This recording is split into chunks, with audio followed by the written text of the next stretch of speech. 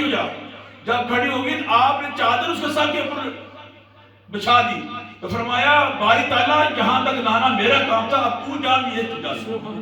تو اولیاء اکرام حکمت کے ساتھ لوگوں کو اپنے آستانوں میں اور اللہ کی طرف بلانے میں بڑی حکمت کے ساتھ کام کرتے ہیں. تو یہ خواجہ دیوان حضوری چھجا شریف پر جو فیض آپ دیکھ رہے ہیں کہ یہاں ہر جمعے کو اب میں سچی بات بتاؤں آپ کو، میرا کوئی آج پروگرام نہیں تھا جانے کا.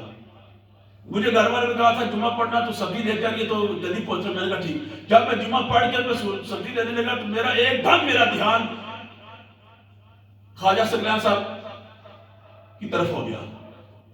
اگر چلو دینے چلو، تو میں اپنا موٹر سائیکل ادھر ہی بسا سٹار کے اوپر قاری یوسف صاحب جیسا وہاں کھڑا کیا، چابی اس کو دی تو میں ادھر آ گیا.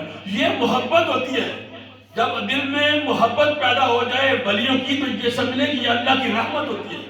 تو یہ آستانے، یہ خانگاہی نظام اللہ کی محبت ڈالنے کے لیے ہوتے ہیں. یہ لوگوں کے اندر اللہ کی محبت ڈھل جائے، لوگ کشا کشا اللہ کے راستے پہ آ جائیں. اور دوسرا سب سے بڑا جو اولیاء اکرام کا مشن ہوتا ہے، اللہ کے نبی کی جو امت ہوتی ہے اس کو اس کا رشتہ بحال کیا جائے.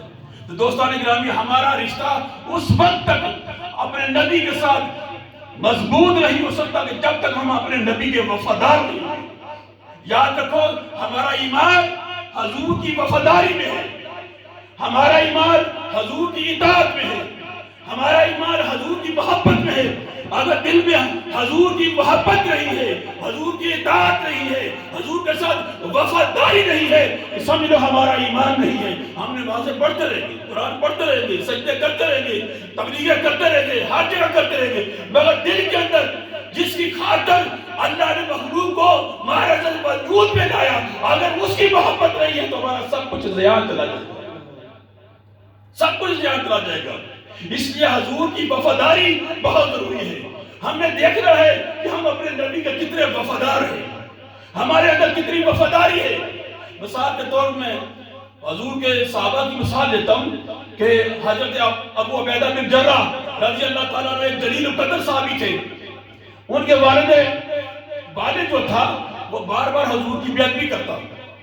وہ سمجھاتے رہے، اپنے والد کو سمجھاتے رہے مت کرو ایسا، مت کرو، لیکن وہ باز نہ آیا.